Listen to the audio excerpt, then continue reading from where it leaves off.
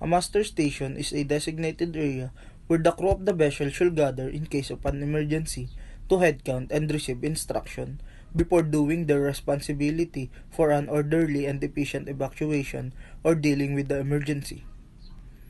Emergency procedures. Fire alarm. Proceed to the muster station, listen for instructions, assist in firefighting while wearing firefighting gear if directed. Evacuate if necessary. General alarm.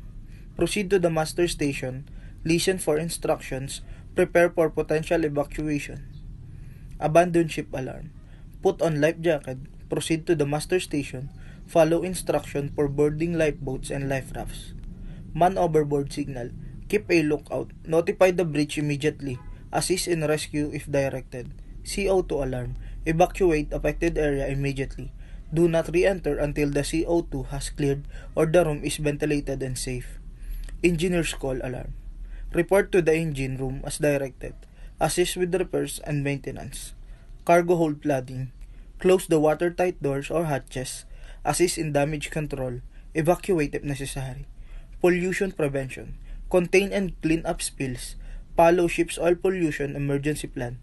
Report the incident. Engine room flooding. Close watertight door or hatches. Assist in damage control. Shut down non-essential machinery. Evacuate if necessary. Drills and trainings. Drills and trainings are important for the crew to familiarize their role and responsibilities in case of emergency. This also helps in building skills and confidence as the crew will get used to what they do in case of emergency, such as using firefighting equipments, wearing life jackets faster, and proper boarding of lifeboat or life raft. This also improves their critical thinking and decision making. Take note that drills and trainings are required for the crew of a vessel so that they will not forget their roles and responsibilities, minimizing the injuries and loss of life in case of an actual emergency. That's all. Thank you.